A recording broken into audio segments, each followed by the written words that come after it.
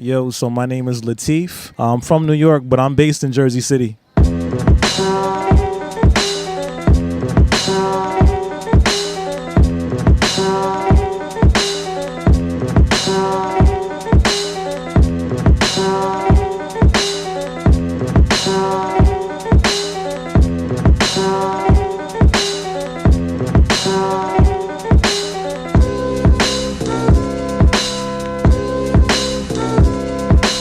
What got me into music production, one day I was at school and I originally wanted to be a visual artist. I paint, draw, all that, but I just was bored with school, and one of my friends said, yo, I got something I want to show you at my crib. And so I remember we went out of a window at school and he didn't have his keys, so we went into a window to get into his house. And when we got in there, he had an SB202, and I remember he was just sampling stuff off the records, and I was like, yo, what are you doing? I could do that too if I get one of these. So that's where it all started at.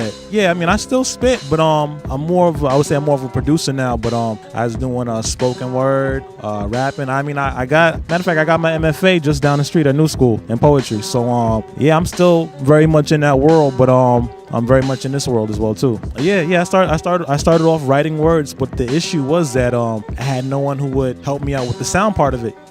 So I had to figure out, how do I play the music? How can I get the music to match my words? That's really where it all started. Just trying to figure out, like, I had beats in my head, but no one had the beats that I wanted. So I know I had to learn how to do it. Yeah.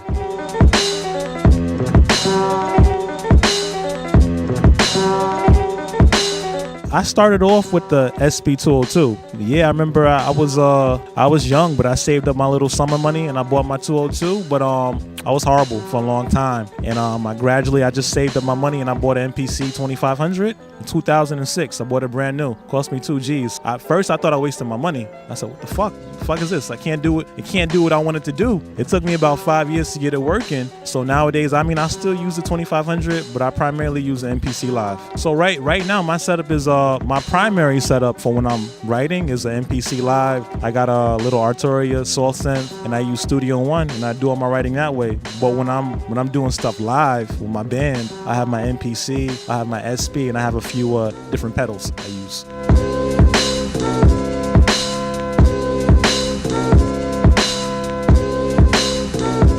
I do and I don't. When it comes to sampling records, I don't really seek records to sample anymore. I seek them more to learn from. But when I do want to sample, I'll ask people in my band, like my guitarist Adam Lomeo, bass player Emilio Guarino, aka Hot Wobble. I call up those guys when I have a sound and I want to get it out of my head. Or I sit down. I'm at this stage right now where I'm learning instruments, like I'm learning keys, so I'm trying to figure out certain things. So I go from there. A sound is a sound, So I don't care if it's coming from a record or from one of those sample packs, or if I'm going like, that's a sound. I'm sampling something. It's how you manipulate it. That's what I think.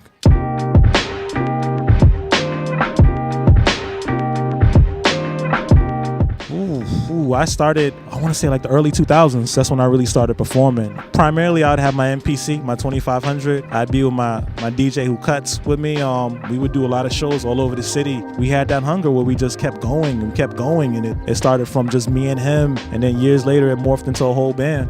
The thing that sticks out to me the most was not being solo, but actually when I first started to play with a band, being very conscious of what other people were doing and how we responded to each other. Just that feeling, It's not like on this day I remember, it's just that I always remember that feeling. The thing that it taught me was that it's not about me, When you're making beats alone in your room, it's usually something that's self-contained. I know what I can stretch my limits to, but when I'm working with my band, the basis is still hip-hop, but we can go anywhere. We want to do jazz, we can go jazz. We want to do classical, we can go classical. It's taught me a lot about other people and how other people work, how they think, and really, to be honest, just the world around me. Like, we're sitting in Union Square right now. It might sound like all these sounds are discordant, but it's a lot like being in a band, trying to find that moment where you all connect. Actually, the one thing that actually got me started doing bands, it actually didn't come from hip hop. I would do a lot of musical direction for theater. So there's one director, he has a group, Oye group. His name is Modesto Flaco Jimenez. He was like, yo,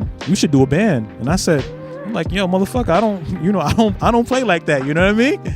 So he was one who put the seed in my head. He gathered a group of me, pianists, guitarists, all that for a certain production he was doing in Brooklyn. And I'd say everything really went from there. how my music sound before I was messing with the band and now after, it's totally different. I mean, I grew up like playing a few things, but not fluently. They've inspired me to go like, yo, you need to learn your piano. You need to learn your theory. So trying to figure out what I was doing intuitively to put it on paper and go off with it. I mean, those guys, they keep me going.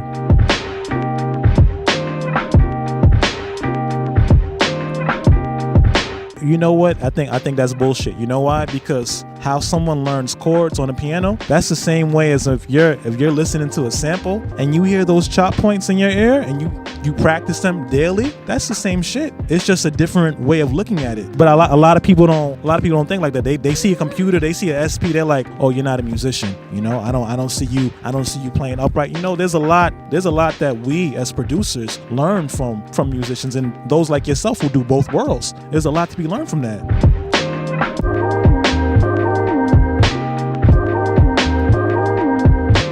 I mean, when I hear beat culture, when we think about certain contexts, we think of, okay, producers, beat sets, but I think of art. That's all that we're doing. We're just doing art sonically. I think by calling it beat culture, we're actually limiting ourselves. We say beat culture because that's what someone understands, but this is art. This is music. I feel like we're composers. That's what I feel like. I feel like we're composers. We're creating. So that beat, like say when I see you on the SP doing your thing, that's no different than say Bach when he was writing his music. It's just a different way of doing it, right? But for us to look at it in this context, we call it beat culture. No, you're creating art, man. It takes you a long time to actually figure out your voice, your sound. But someone can say, oh, that sound like Madlib, it sound like Dilla, right? Then after a while, someone says, I don't know what this sounds like, but it sounds like you. Sometimes a lot of people are afraid of that. They're like, oh, I'm not sounding like such and such. That's okay. You're sounding like you. You're making your vibration right now. And I think that I feel a lot of producers are afraid when they get to that point.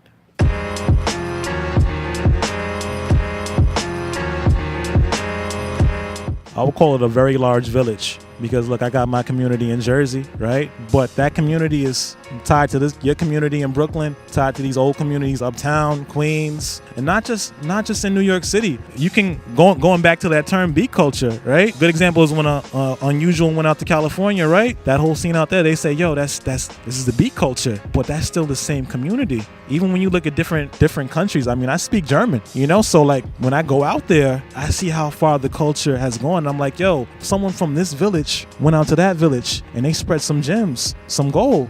So I know it's kind of a loaded question. I'm trying to think how to answer it. Yeah, there's a saying from Miles Davis: it takes you a long time to play like yourself.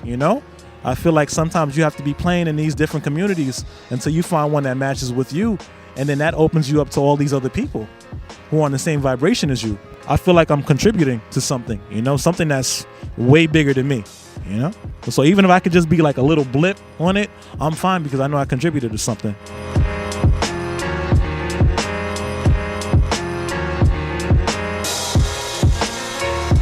It saved my life. If it wasn't for the arts, who knows what the hell I would be doing. I used to, at one point I was homeless. In that period leading up to me being homeless, is just circumstances. I was ready to give it up, not do anything. I put out an album in 2012 called River on Glass. It was a collaboration between me and a producer in Bulgaria. And I didn't produce any. I just rapped on the album, but that brought me out of a huge depression because I thought, okay, I'm not going anywhere. I'm broke. I got no money. I got nowhere to stay. What's next? And that just brought light back it brought me back. Anytime I feel like I'm lost, sometimes I listen to older music that I made because it has a certain characteristic to it that reminds me, okay, I need to get back to that point. I'm not trying to recreate it, but I need to get back to that spirit where I was before I got into that dark place. I mean, I really thank my mother. My mother saw that I had that talent. So she pushed me to go to poetry slams. She pushed me to buy my SP. When I thought I lost my SP and I threw it out, because she moved from New York. She lives in Florida. I went to visit her. She gave me my 202 and said, don't forget where you came from,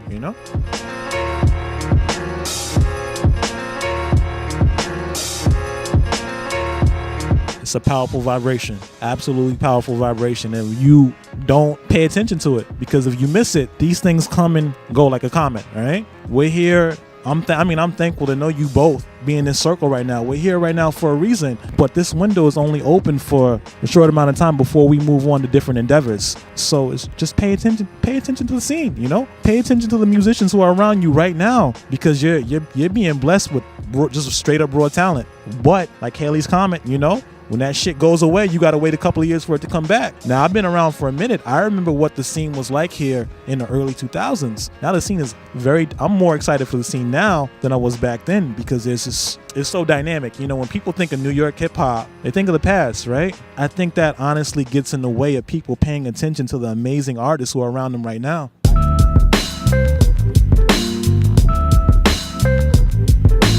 I got some projects coming out. I got an EP coming out called Patterns and Moondragons. I got 2 albums actually coming out this year. One in the summer called Ashore, and one in the fall called Reverse Day Trip. And pretty much plug my band. Yo, Adam LeMayo on guitar. Yo, Emilio Guarino on bass. Dre Mays on turntables. And myself on the MP. And my crew, Sound and Color, Jersey City. You already know.